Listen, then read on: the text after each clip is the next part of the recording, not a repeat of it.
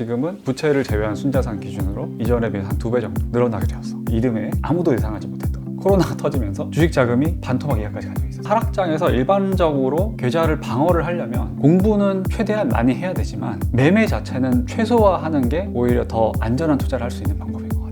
내가 어떤 거를 사야 되고 사지 말아야 되는지에 대한 원칙이 필요하거든. 첫 번째는 지금 좀 급등하고 있는 주식을 추격 매수하는 거는 아닌지, 주식은 더 쌀 때 시작을 해야 되고, 그 말은 작년보다는 올해가 더 좋은 기회다, 이거를 꼭 명심을 해야 될 것 같아. 반가워. 반가워. 초보 투자자들, 주식 투자를 처음 시작하시는 분들, 그런 분들한테 추천할 만한 투자법이나 팁 같은 게 있을까? 여기에 대해서는 한 2가지 방향으로 답변을 줄 수 있을 것 같은데, 주식 투자를 좀 진중하게 공부를 하면서 해보겠다라고 하는 분들에게 내 개인적인 투자 뷰, 이런 이제 전망에 대해서 이야기를 공유를 드리자면, 첫 번째는 일단 농사라고 표현을 하면은 올해 농사는 쉽지 않아. 올해는 흉년이야. 그런데 내년에는 어찌됐든 올해보다는 더 농사를 잘 지어야 될 거잖아. 그래서 지금 시점에서는 내년 투자에 대해서 잘 준비하는 게 좋을 것 같은데, 내년 농사를 잘 지으려면 결국에 키워드는 2개인 거. 첫 번째는 성장, 그리고 2번째는 회복. 성장이 나오는 기업이나 회복이 나오는 기업이 내년 주식 투자에서 더 좋은 성과를 낼 가능성이 높거든. 그래서 그런 부분에서는 성장이라고 하면 올해 주식시장이 굉장히 안 좋았는데도 주가가 잘 안 빠지고 오히려 더 오른 섹터들이 있어. 그런 섹터들을 보면은 성장이 나오는 섹터들이거든. 대표적으로 2차전지 같은 전기차 트렌드가 아주 크게 들어오고 있기 때문에 계속해서 증설을 하고, 오히려 이제 3분기부터는 실적으로 본격적으로 보여주기 시작하는 것들. 그 다음에 엔터테인먼트 섹터들. 예전에는 우리나라 아이돌은 우리나라에서만 인기가 있었는데, 이제 전 세계로 팬덤이 형성이 되면서 계속해서 아이돌이라고 하는 재화, 상품이 글로벌리 진출을 하게 돼서 수출 기업이 된 그런 엔터테인먼트 회사들도 기회가 있을 것 같고, 그 다음에 개인적으로 투자를 하고 있는 쪽은 조선 섹터인데, 이쪽은 엄청 힘든 시기를 지나와서 지금부터는 계속해서 성과를 올려받으면서 수주를 했고, 그런 것들이 앞으로 향후 한 3, 4년 정도 계속해서 실적 증가로 나타나게 될 계획이 되어 있는 거야. 근데 문제는 이런 성장을 하고 있는, 그래서 올해 주가가 좋았던 섹터들은 내년에도 성장이 나와서 그런 부분이 좋긴 한데 주가는 상대적으로 싸진 않거든. 그래서 이런 쪽 같은 경우에는 어느 정도 미리 공부를 해놨거나 이미 투자를 했던 분들이 좀 더 유리한 상태이고, 만약에 이런 쪽으로 더 진입을 하고 싶다고 하면은 그만큼 더 신중하게 투자를 해야겠지. 반면에 회복이라는 키워드를 봤을 때 할 것들이 좀 많은 것 같아. 뭐냐면 올해 주식시장은 너무 안 좋았거든. 단순히 이제 산업 자체가 안 좋아서가 아니라 주식시장의 수급적인 부분도 안 좋았고, 전반적으로 코스피 지수나 코스닥 지수가 많이 빠져있는 상태에서 내년에 올해 안 좋았던 부분에 대한 기저효과를 얻을 섹터들이 있거든. 그런 것들은 사실 많아. 그냥 올해 안 좋았던 것들 쭉 다 보고 그 중에서 내년에 올해만큼 안 좋지 않을 것들만 골라도 소소한 수익은 충분히 낼 수 있을 거야. 그런데 개인적으로 의미 있게 보는 거는 반도체라든지, 그 다음에 음식료, 그리고 조금 불안해 보이긴 하지만 투자 기회가 있을 거라고 생각하는 거는 증권이나 건설 쪽, 그런 것들을 보고 있고, 그 다음에 이제 리오프닝. 여태까지는 코로나 때문에 계속 안 좋았고 그게 올해까지 영향을 미쳤지만, 내년부터 좀 더 리오프닝이 되고 사람들이 더 많이 돌아다니고 놀게 되면은 그런 것들에서 수혜를 입을 수 있는 섹터들, 그런 쪽도 보고 있지. 그런데 내년의 큰 전망을 봤을 때 올해보다야 투자하기 더 좋긴 하겠지만 조심해야 되는 게 있어. 보통 사람들이 이런 걸 많이 묻거든. 뭘 사야 올라요? 뭘 사야 돈 벌어요? 그런데 절대로 묻지 않는 거. 뭘 사면 안 되는지는 안 물어.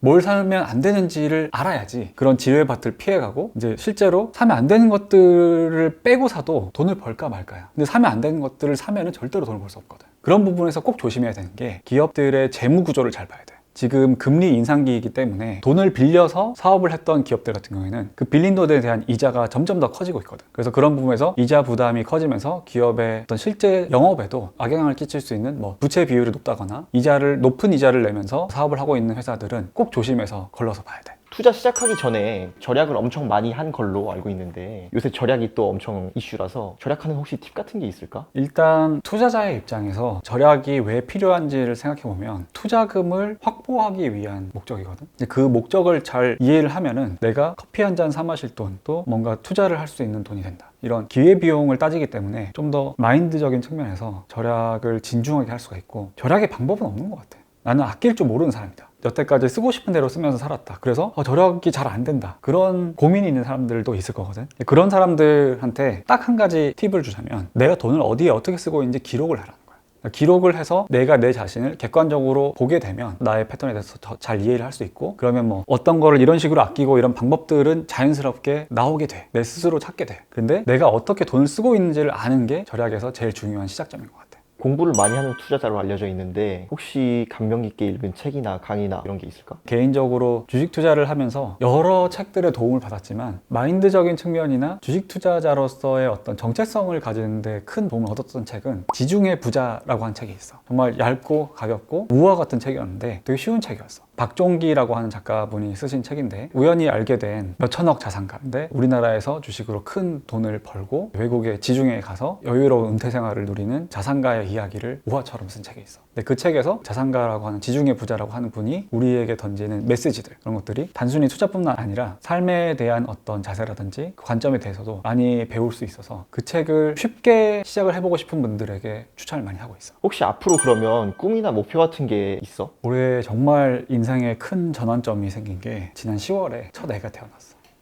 나이 40에 애가 태어날 거라고 기대를 안 했는데 아무래도 제주에 살면서 정착이 되고 마음의 안정을 찾게 되면서 자연스럽게 이제 아기도 낳게 됐는데 일단 낳고 보니까 기존에 내가 살아왔던 방식이나 이런 것들에 대한 굉장히 많은 변화가 있더라고. 조금 더 야망이 생겼다고 할까? 아무래도 더 열심히 살아야 될 것 같고 주식도 정말 크게 성공해서 잘 벌고 싶기도 하고 그런 식으로 이제 와이프랑도 얘기를 하면서 그 얘기를 했어. 우리가 이 아이에게 시간을 충분히 주면서도 우리가 자산을 늘릴 수 있는 방법은 역시 비즈니스를 소유하는 거다. 그러니까 단순히 뭐 주식으로 부자가 된 사람도 있고 부동산으로 부자가 된 사람도 있지만 계속해서 인컴이 들어오는 사람들은 비즈니스를 소유한 사람들이더라고. 그래서 단기적인 목표는 내년에 와이프랑 같이 기획을 해가지고 비즈니스를 하나를 시작을 해보는 거, 그거를 단기적인 목표로 삼고 있어.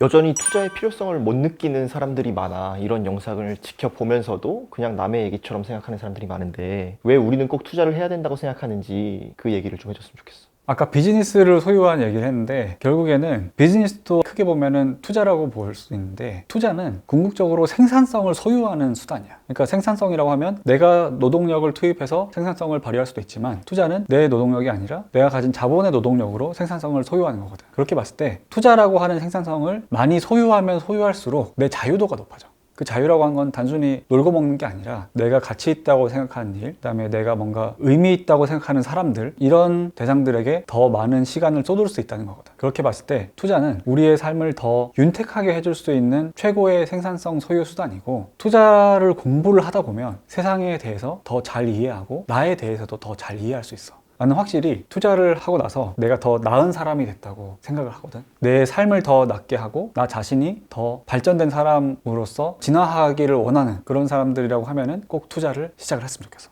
올해 너무 시작하기 좋은 시기란 말이야. 2020년에 놓친 사람들 있을 거 아니야. 올해 분명히 또 고민을 하는 분들이 있을 거란 말이지. 너무 불안하면 조금만 넣고 시작해. 일단 한 푼이라도 넣고 시작을 해야지 더 발전할 수 있기 때문에 아직 고민을 하고 있는 사람들이 있다고 하면은 작게라도 올해는 꼭 도전을 해보기를 나는 강력하게 추천해. 경제적 자유를 꿈꾸는 2030 세대들이 어마어마하게 많은 것 같은데 그분들 힘내라고 마지막으로 조언 한마디만 부탁할게.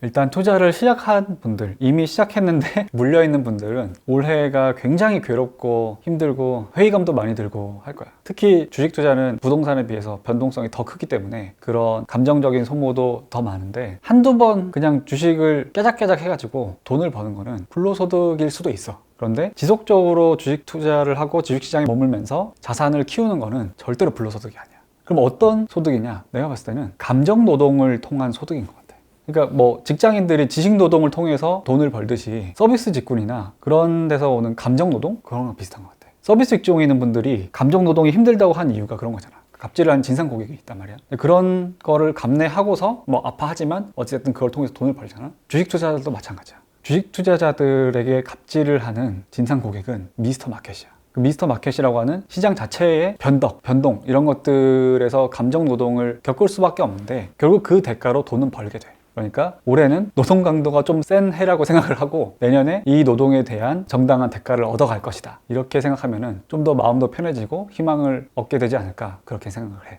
제주도로 내려가서 살았던 지난 4년 정도가 돌이켜보면은 뭔가 예상대로 흘러갔던 거는 하나도 없었거든. 그리고 굉장히 위태위태했던 순간들도 많았는데 내가 기존에 살던 방식이랑 전혀 다른 방식으로 도전을 하면서 너무 많은 걸 얻을 수 있었어. 마지막으로 한마디만 더 구독자들에게 해준다면은 나쁜 경험이 같은 경험보다는 낫다. 살았던 방식대로 사는 게 아니라 내가 뭔가를 원하거나 지금이랑 다르게 살고 싶다면 너무 무서워하지 말고 새롭게 도전을 해봤으면 좋겠어. 작은 도전이라도 새로운 도전이라면 지금 당장 시작해봤으면 좋겠어. 화이팅!